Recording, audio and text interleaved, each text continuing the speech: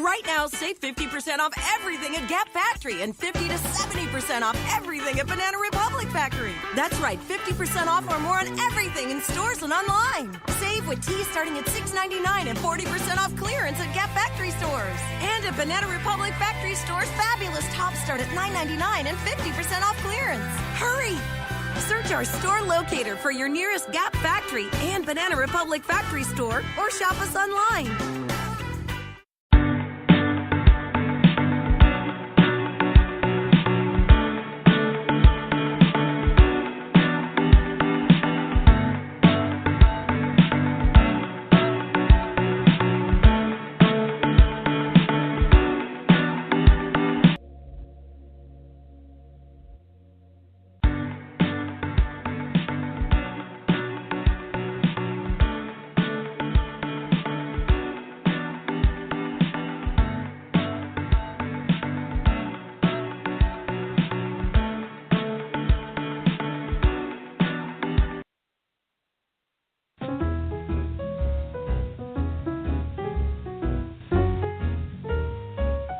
Join us for Journey in Old Time Radio, where we take a stroll down memory lane and listen to live drama, comedy, music, old commercials, jingles, and a whole lot more. To learn more or hear the broadcast, visit online at podfireradio.com.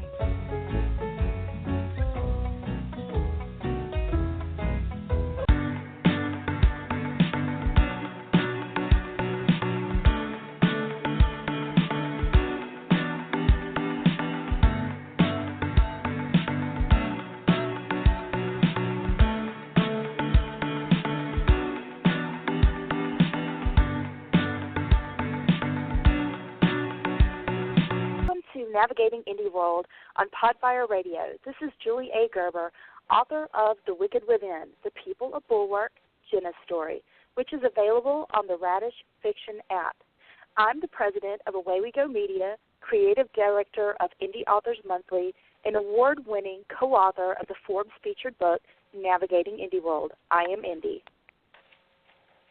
Hello, this is R.L. Jackson, author of the romance novel Crashing Into Me, Book 1 of the Crashing series, and Sunrise Tonight, available on the Radish Fiction app, and editor-in-chief of Indie Authors Monthly magazine, available on magster.com. And I am Indie. This is Carol P. Roman, award-winning children's author, contributing editor of Indie Authors Monthly, and co-author of Navigating Indieworld with Julie. I'm also the host of Let's Say Hello to Our Neighbors blog show. I am Indie. Welcome to the show.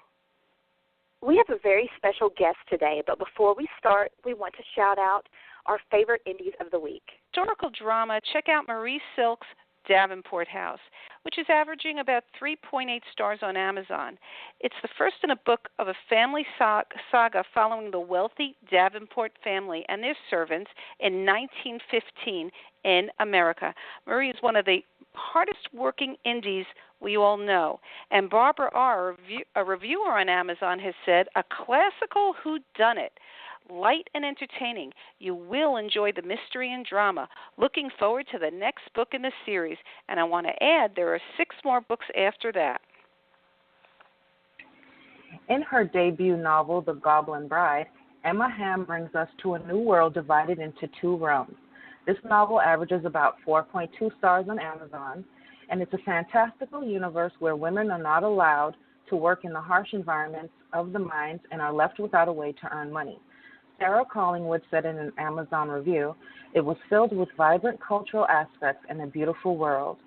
Below that contrasted the harsh realities of above. The characters were so real.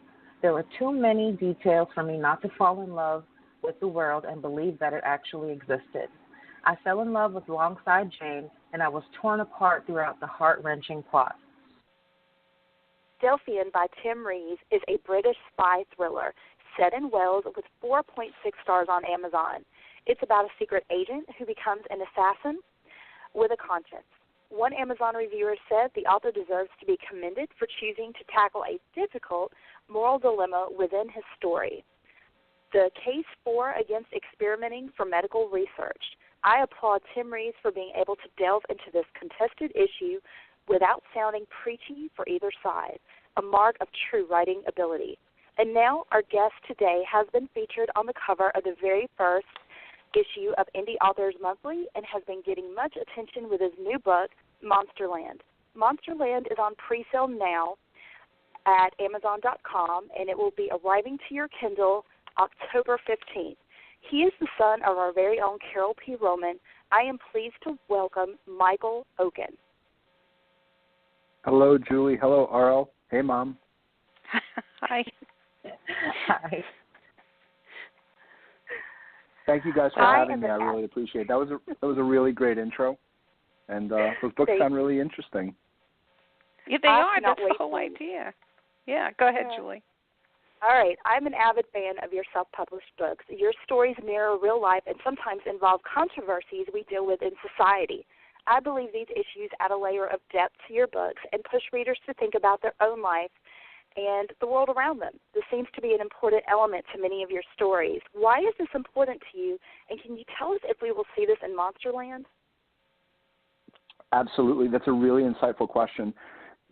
The idea with all of my books is that there's some realism to it. And it's so far-fetched, but a lot of the reviews I've gotten over the years have been about, your books, the idea, it feels like it could really happen. I just saw a review recently where someone said, Monsterland's about a monster theme park. Has werewolves, vampires, and zombies. And one of the reviewers said, this is so unbelievable. This can never happen. But for some reason, you make me feel like it could happen. And when I start writing a book, or when I really even create the idea of a book, my intention is to portray that to the reader. I want the reader to feel that this story is for real. And the characters, I don't want to get too far ahead of myself, but the characters are all people I know. So yes, that's absolutely true. I'm excited to be talking about Monsterland. Things are just starting to pick up for you. Thank you. Yes, they are. Gosh, I don't know how too far back you want me to go, but Monsterland is coming out October 15th, 2017.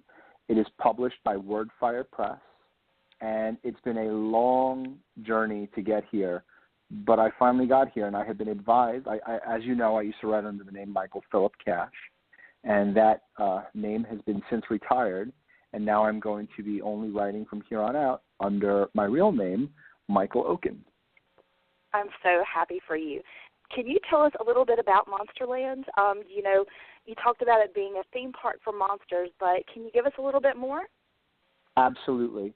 Monsterland is a story about a boy named Wyatt and his two best friends, Melvin and Howard Drucker. And these three boys are in their senior year of high school, and everyone is pretty much gone through what these three boys are going through. They're kind of outcasts. They're not so popular. And there's this fortuitous circumstance where they are given tickets to attend the opening of Monsterland. And each boy, because they are boys, they have this arc that I created before even putting down what the theme park was. But these three guys have they all have a goal that they need to accomplish by the end of the book. And I don't want to spoil too much, but Wyatt's goal specifically is to be with this girl, Jade. And what's every 18-year-old boy's dream is to have, the most popular girl in school like him and appreciate him and want to be with him. Wyatt's goal to get from point A to point B is met with a lot of resistance. And it just so happens that everything is done in this theme park, which is there's a much more nefarious purpose for this theme park, and it's not about the monsters. The monsters are just the hook to get people in. Wow. Well, we're all eagerly anticipating the release of this book. Do you have a favorite character or characters in this book that you want to tell us a little bit more about? Yes. I loved writing Vincent Conrad. Dr. Vincent Conrad is the antagonist. And when I like to create a good guy, I like to create a really, really, really bad guy. Because the badder the guy, the more obstacles our hero has to overcome. Think John McClane in Die Hard versus Hans Gruber in Die Hard. The bigger, badder the villain, the more juicier the story is. And Vincent Conrad is my Hans Gruber. This is a man who created 7 theme parks on 6 continents, and he rounded up all of the world's monsters, werewolves, vampires, and zombies, and he was just delicious because he has the entire world eating out of the palm of his hand. Writing his character specifically was probably the most fun I've ever had writing, period. The monsters were fun to write. Raoul the vampire, Billy the werewolf, the zombies. Those are so much fun. But it's when you have a character that has so many layers and that you peel back the layers as the story goes. It's thrilling. It really is. I can't wait to read it. Where did you come up with the idea for a monster theme park? Well, I was watching, my son and I watch movies all the time. My daughter's a little too young to watch movies. I mean, she tries to, but then she gets scared. I have a 9-year-old son and I have a 5-year-old daughter. And my son and I, 2 years ago, it was actually 2 years ago during the summer, we were watching this 80s and 90s movie marathon. He was really interested in all the movies, and we watched The Goonies, we watched Gremlins, we watched Back to the Future. I threw in Jurassic Park. And I was saying to myself that, I remember watching these when I was his age. What would it be like to create a story? Because really movies and books to me are the same thing. They're stories. They capture you, and you get taken away from your current world where you're in. When I'm watching a movie, I don't think about writing. I don't think about my sore throat. I don't think about my mother-in-law. All I think about is the movie. Same thing when I'm reading a book. When I'm reading a book, I'm so enthralled in the story that, I'm not thinking of doing anything else but being so immersed in this universe that the author created. So I said to myself, I've been wanting to write a monster novel for years. I did the ghost novel, I did the paranormal romance novel, I did the witches novel, but I never wrote a monster novel. And I was watching all those movies. It was one weekend, and after the movies were over, I said, gosh, why haven't we done a theme park with actual monsters? And it clicked.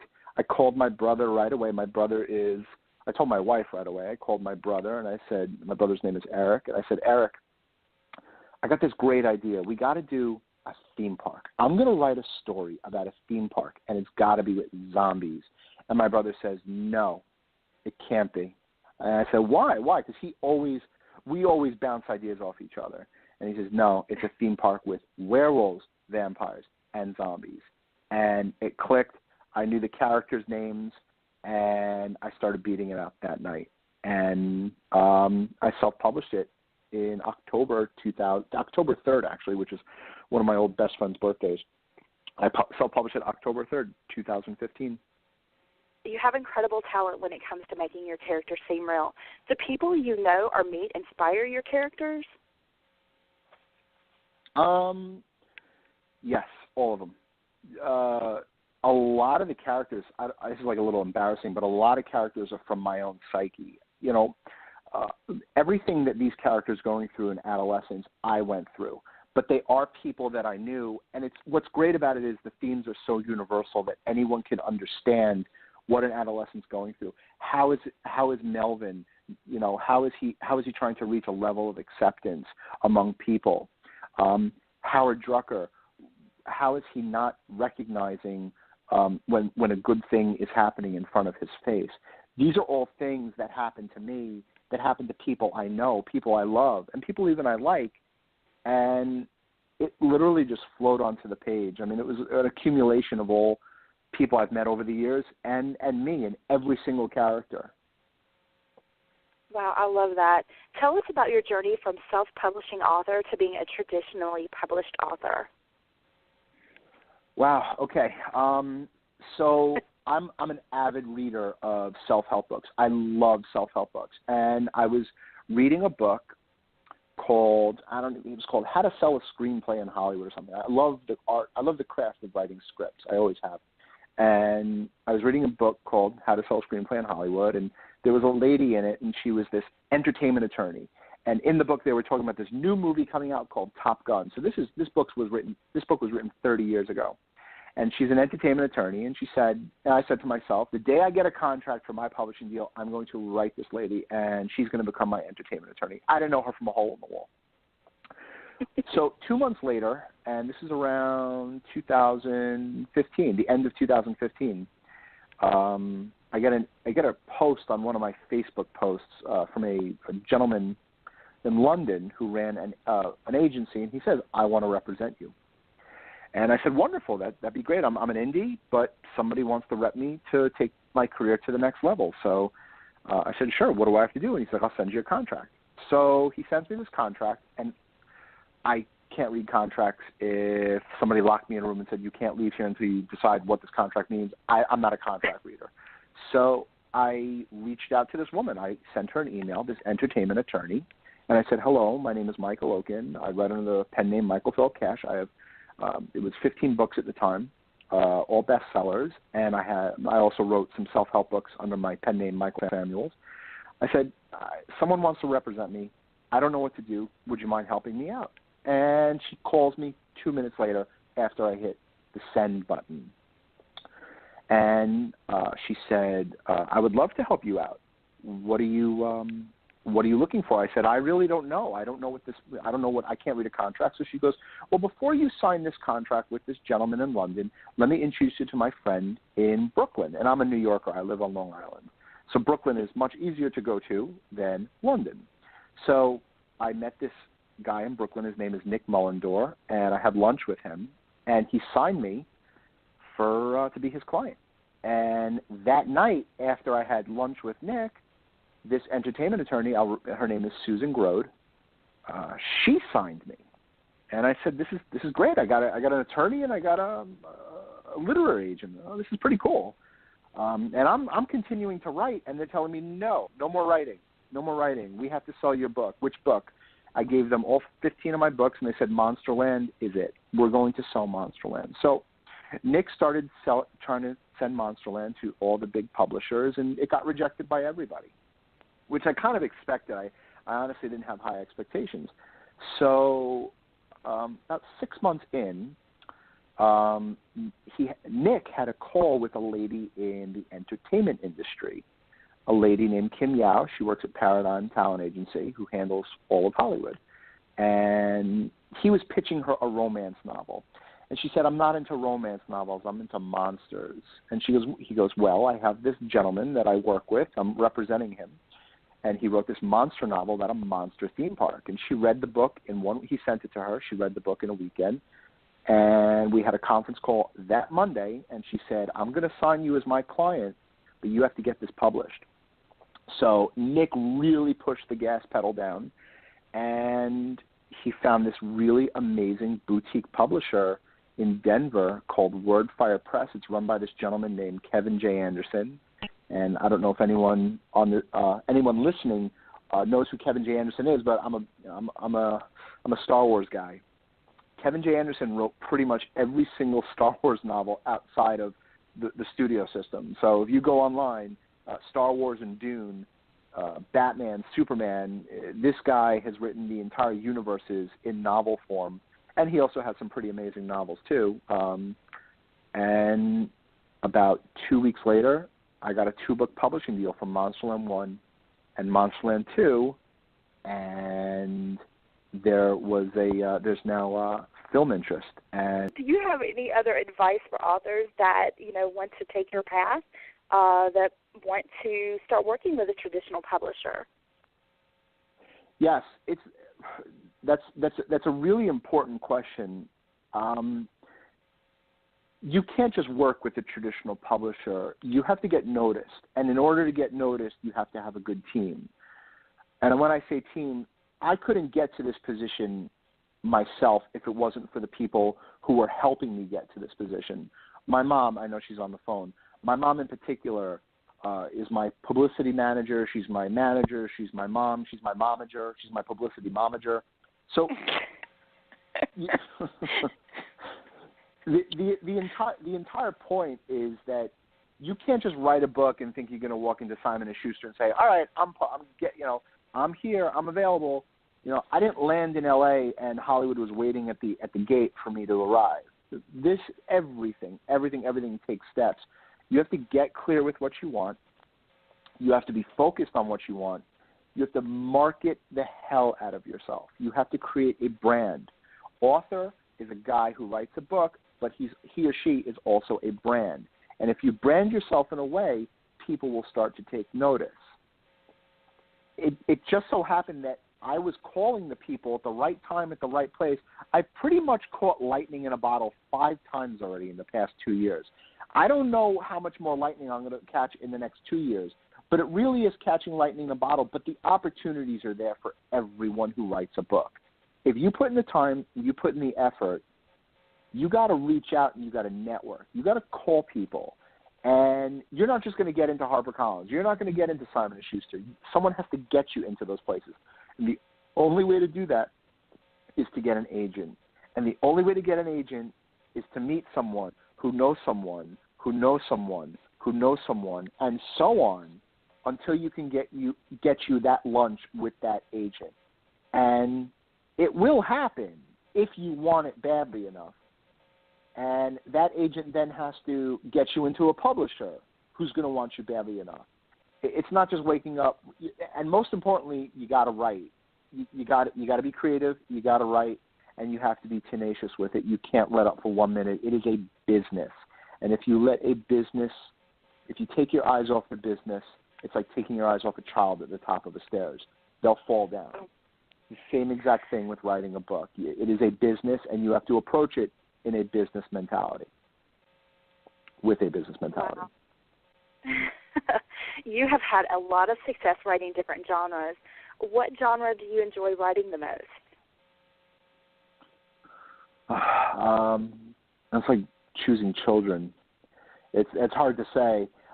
Really, the most fun.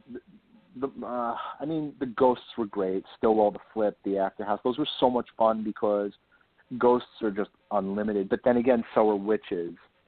Really, anything that has to do with the paranormal, I'm game. And especially to go even to a level deeper. I love writing about monsters. This has been such a rewarding experience about writing about things that don't exist, but trying to make people believe they actually do exist. That's the most fun part. All right. So what inspires your imagination, and do you write and wait for inspiration to hit, or do you wait until it hits to begin a new story?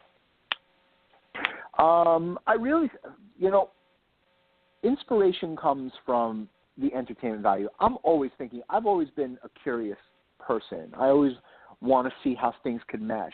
The old adage in Hollywood is give me the same thing but make it different. Once I learned those valuable words, and anyone listening to this, people want the same thing but give me different. And whatever happens with Monsterland, I don't have a crystal ball, but whatever happens, I literally took the same formula that has been so successful for people in the past, and I just reshaped it to make it my own. There's influences everywhere. My son influences me. My son influences me. My daughter influences me. My mom, hi Mom, influences me. My father, my brother, my wife. There's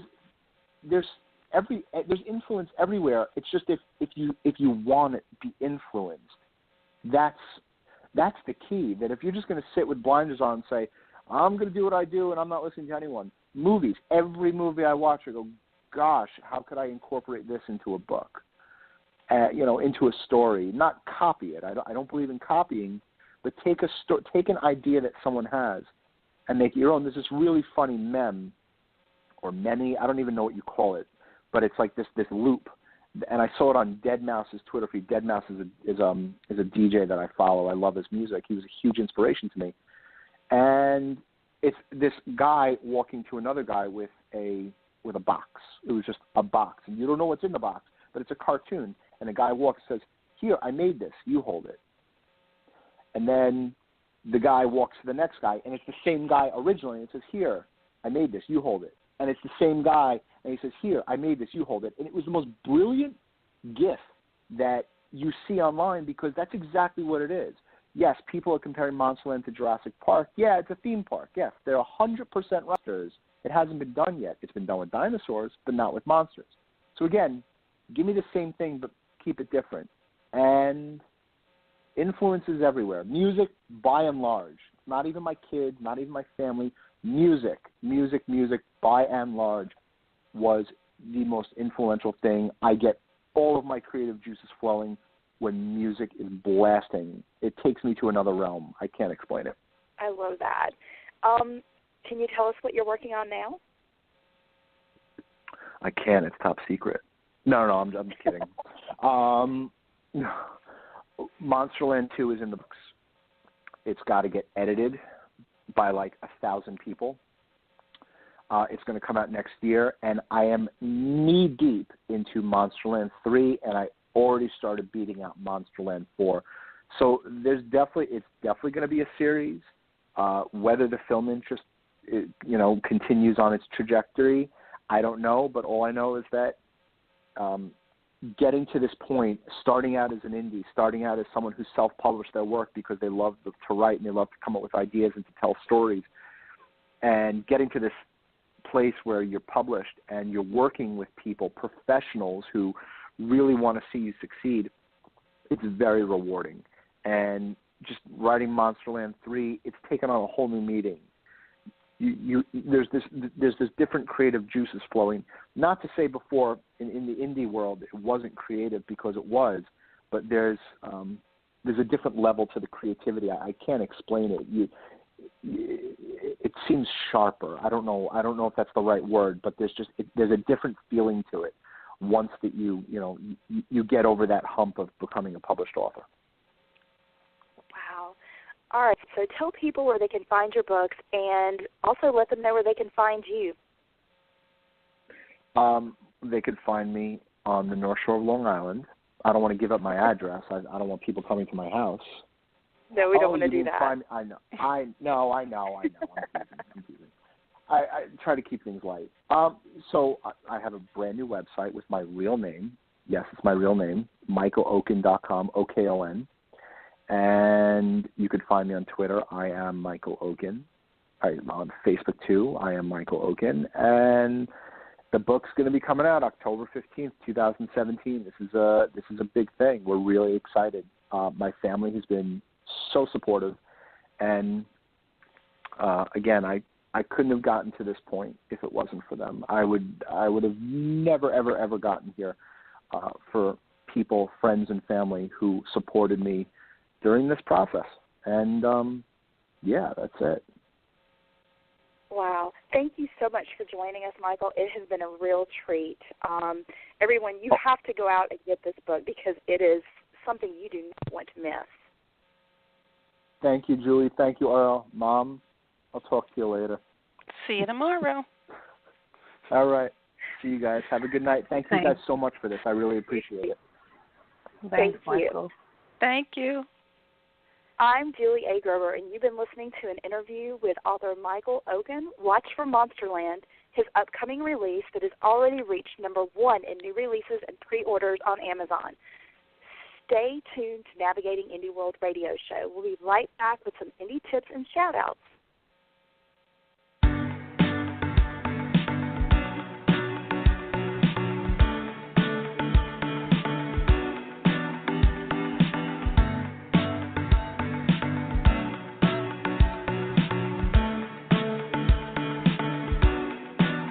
Hi, this is Jennifer Coolidge. The American Heart Association says the disco song Stayin' Alive is the near-perfect beat for hands-only CPR. If you see a teen or adult collapse from cardiac arrest, you only need 2 steps to help save a life. Call 911 and push hard and fast in the center of the chest to the beat of the song Stayin' Alive. Disco is back and it's saving lives. To learn more, go to heart.org/hands-only-CPR. Nationally supported by the WellPoint Foundation.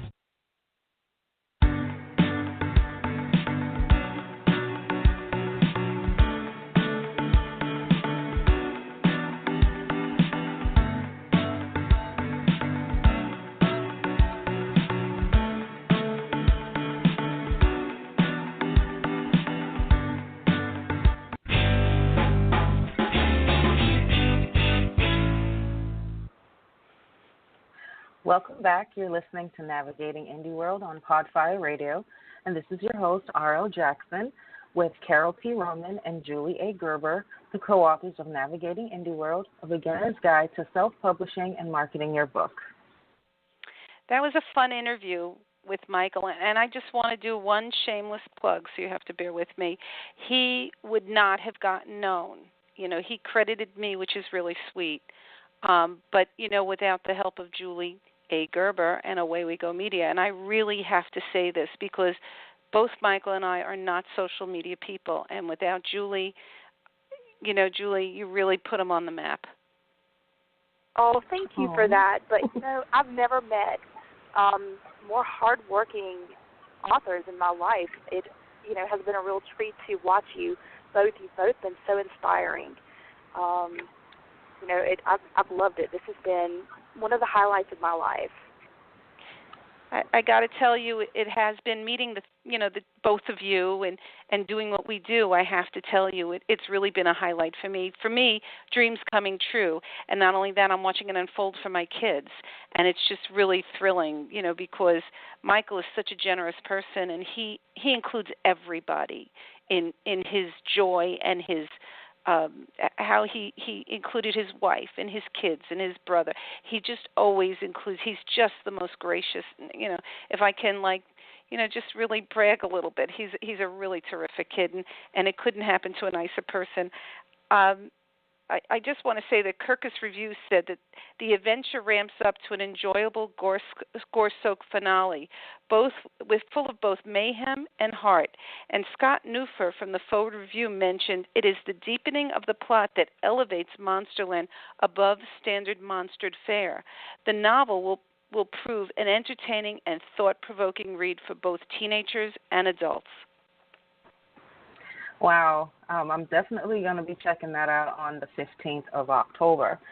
If you missed his links, you can find them on our Facebook pages, Navigating Indie World or Indie Authors Monthly, right after the show. Now for a few picks of the week.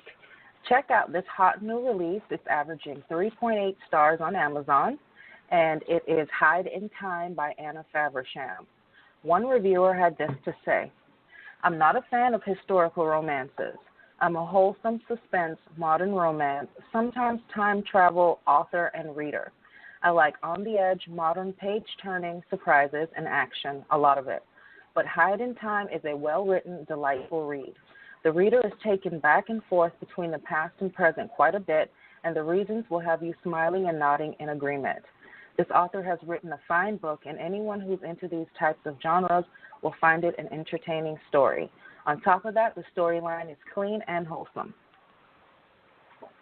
Also check out Train to Baghdad by Matt Leatherwood Jr. It has 4.7 stars on Amazon.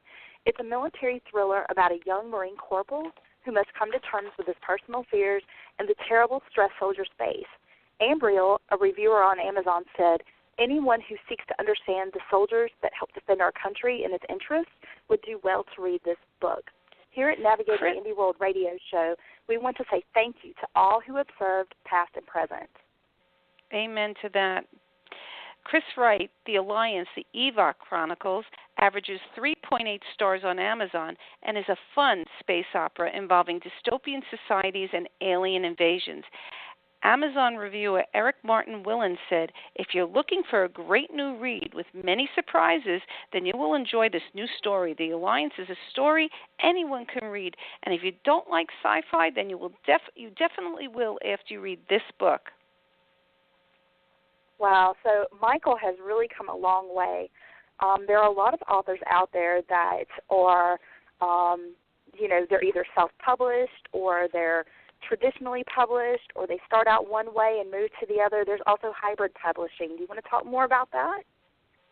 Yeah, I think we should talk about the different kinds. I mean, there's traditional, right? People who write a book and they get an agent, and then it goes to a traditional, and a traditional, they call them traditional, but it's just basically the big publishing houses, and they get published and pretty much get a check or a portion of the proceeds, a commission, whatever you want to call it. But they don't have to pay or promote their books at all, other than people set it up and they have to show up. And then there are hybrids. Well, then there are indies. So we're all indies, the three of us, right? RL, Right. Julie, Michael was an indie. Mm-hmm. That means that you have an idea. And maybe, RL, did you ever try to sell your books to an agent? I did not. Before jumping into the whole novel writing, I did screenplays. So my whole focus was on getting, scripts made and movies made, and I got really close once, but it didn't pan out. But the reason, I always wanted to be a filmmaker was I didn't want people telling me no, you can't do this, you can't do that because you're a woman or you're too this or not enough that. So when I decided to publish, I knew that I was going to take the reins into my own hands the same way, with filmmaking and do it myself because I didn't want to be at the mercy of somebody else. What about you, Julie? You were in publishing. You were media first, social media first, right? That's right. I started out doing reviewers, then authors approached me and they were like, help me do what you do with social media. So I started that. So, I've never really, gone into the publishing except, helping authors when they've needed some assistance or when they've needed some explanations because a lot of them are confused about what is actually involved if you're doing hybrid publishing, the work that has to go into that, or even, vanity publishing, which a lot of people got caught up in, and they're still getting caught up in I published through Vanity, and I have a mess of those books in my closet, about a couple hundred. Vanity publishing, for those that don't know, is you pay a publisher to print up one run of your books, and then you're responsible to distribute them. And I did it about 20 years ago. I knew nothing. It was exactly what it is. It's vanity. I had the copy of my book. I think one person bought it. And back then, Amazon wasn't as active. And then CreateSpace came out, enabling anybody to publish their book. And now there's a new breed, hybrids. And what these hybrids are usually a lot of them are publicity people or they're other writers like Kevin J. Anderson, and they kind of make a house where they publish. They take on all the expense of editing and getting you a cover and putting your book together, but pretty much all the promotion, most of the promotion has to come from you. The writer has to do it. I think Michael's experience has been having people guiding him.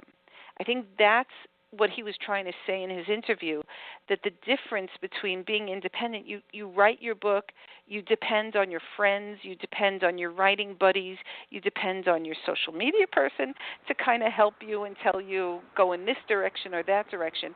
But when you are writing with established writers and they're taking on the burden of publishing your book, the difference has been that they have rolled up their sleeves and guided him and exposed him to things that most of us, never thought. When they edited Monsterland, Michael wrote Monsterland, and that book won gold for Best Horror with the Forward Review. It won the Silver Award with the Moonbeam. That book won a lot of awards, and it was embraced. It did well, but when they got their hands on it and re-edited it, I think Michael was staggered. He was really shocked to see what they were able to pull out of the book. And I think people who buy the book and read it are going to be really surprised at the level of depth of how it's grown and changed. Wow. Wow, that's, really interesting. So he's gotten a whole new education with this new level that he's reached. So, I'm sure that's been very interesting, and even helping you in your books. You probably have pulled some of that too, and will apply it to your future books. Anything that you can share with us? You're right, because watching the notes, because of course I read his books and comment or give him advice, and things that I never noticed when I read the notes when they first came in. I was shocked at how it was picked apart. more so, like we've always, because I handle Michael's books for him, and I hire 2 editors. We have, of course, a beta reader.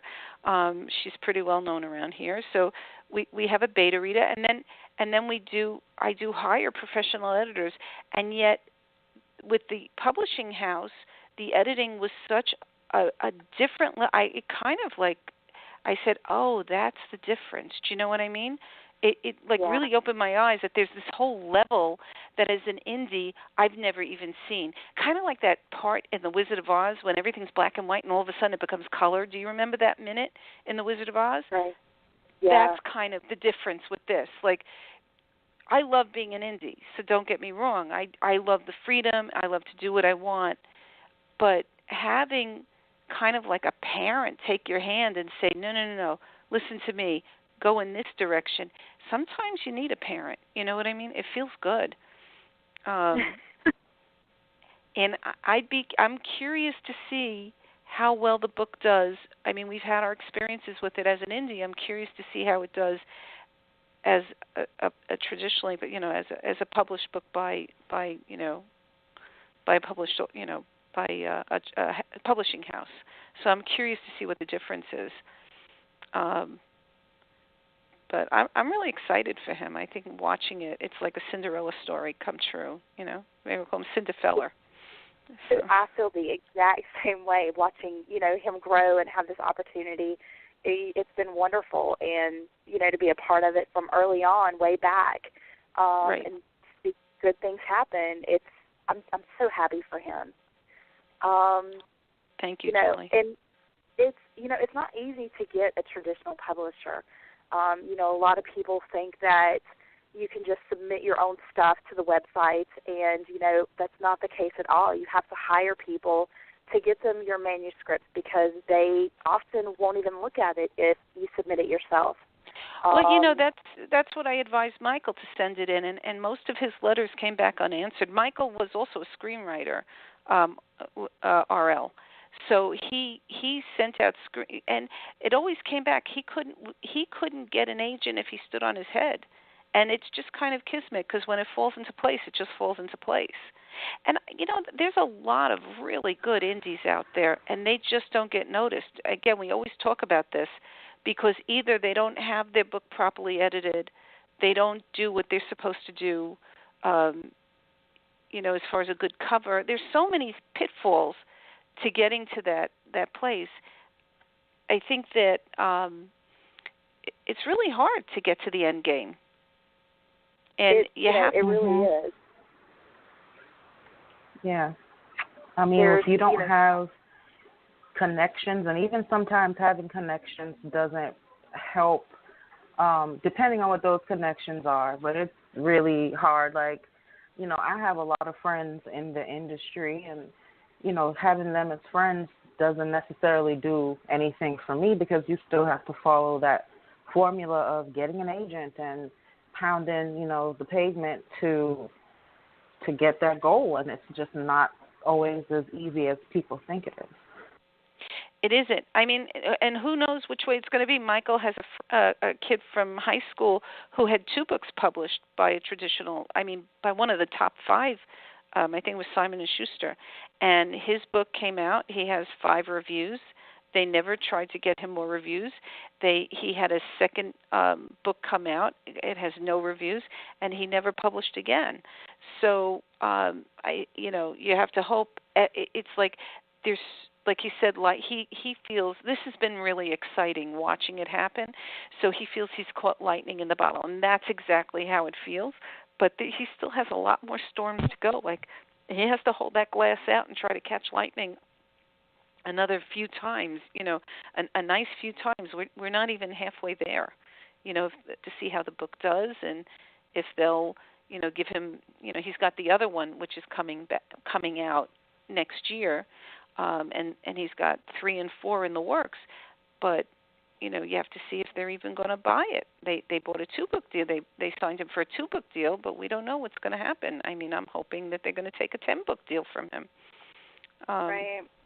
You just don't ever know how it's going to happen for you. I've heard these, same kind of stories happen because somebody decided to put their book into an international book fair, and, before the book fair even opened, they had, $1 million contract on a book. Just, really unbelievable for an indie author. So you never know when, you're going to get that lightning in a bottle. It could be from just a really great review. It could be from something about your book going viral. It could be because you just worked really hard and the right people contacted you, or you contacted the right people at the right time. There's just, it's not just one way that this can happen. So if you can't afford to go, after an agent or something like that, don't give up hope, because it happens other ways. It really does. It only takes one. The right person has to pick up that book. It has to be at the right place. And there are so many ways to advertise your book that's affordable. Our magazine, for one, I have to say. I mean, we're getting more and more readership, and I think that it's a gorgeous magazine. But there's also Books on Subway, where you can pay. Julie, do you want to talk about Books on the Subway? Oh, I love this. Books on the Subway, it's where they take a copy or take copies of your book and they plant it on the subway, and people can take pictures with hashtags, and, it really helps do some promotion for your book. When they tag you as the author and post your book photo. It's just something fun. It's kind of like a treasure hunt. And, a lot of people get excited about things like that. Some of the big celebrities like Emma Watson and, there was another one, but it was Hermione. Hermione Granger. What's the kid who was Emma Hermione Watson. Granger? Oh, that's her. Right. I was thinking of Emma Thompson. That's her. There was another one. I can't remember who that was, but, that was fun, and it was trending for a while on Twitter. And when you have something trending on Twitter, you're reaching people. I mean, it's basically viral if you're trending on Twitter, and that's the ultimate goal, is to go viral or at least trend in something. So, it's very good exposure, and it's not a lot of money. I can't remember how much it was for you, but it's really an affordable option and something fun.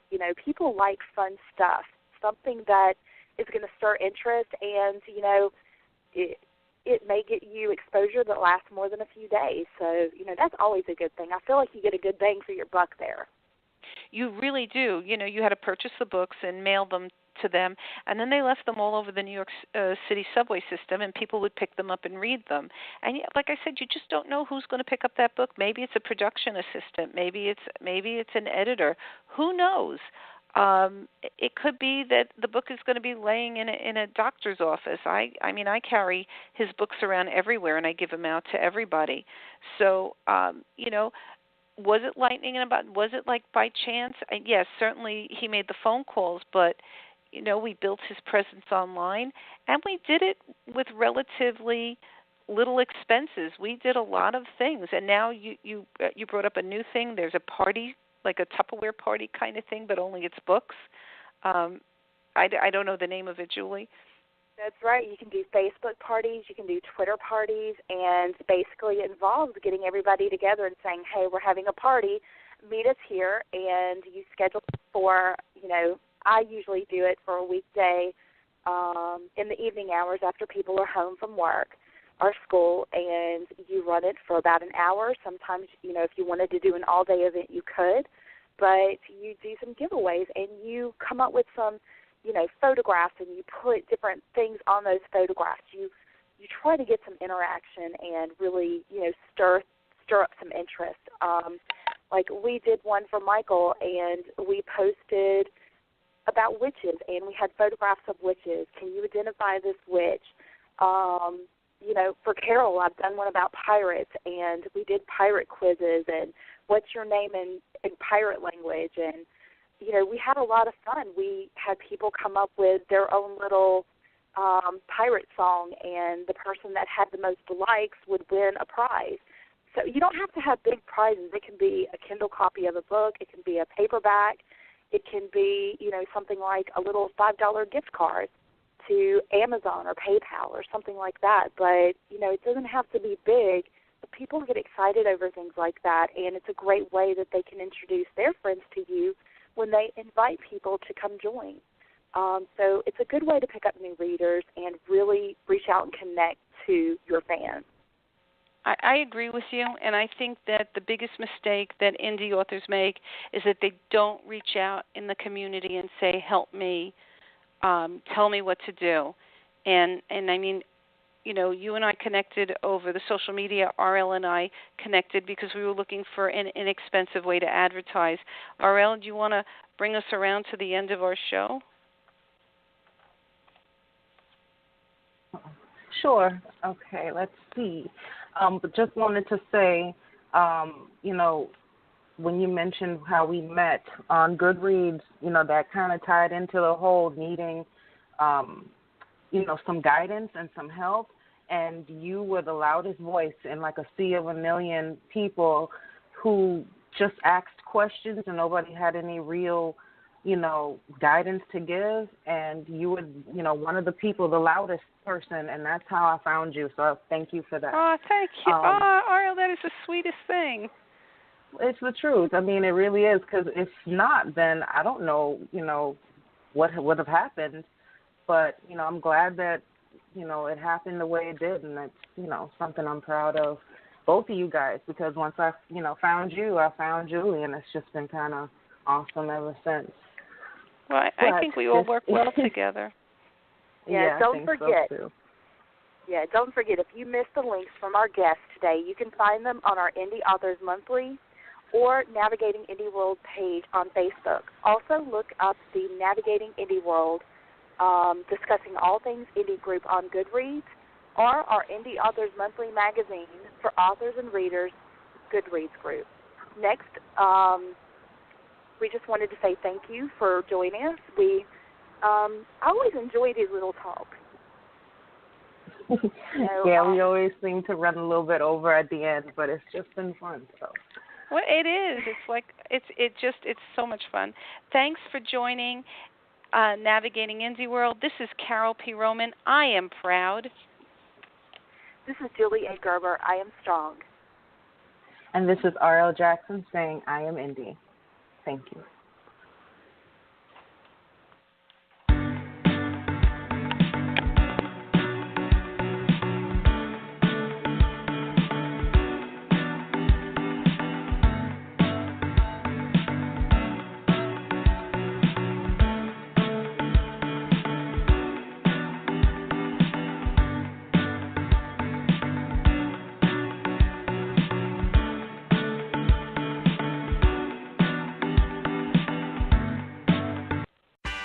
Right now, save 50% off everything at Gap Factory and 50 to 70% off everything at Banana Republic Factory. That's right, 50% off or more on everything in stores and online. Save with teas starting at $6.99 and 40% off clearance at Gap Factory stores. And at Banana Republic Factory stores, fabulous tops start at $9.99 and 50% off clearance.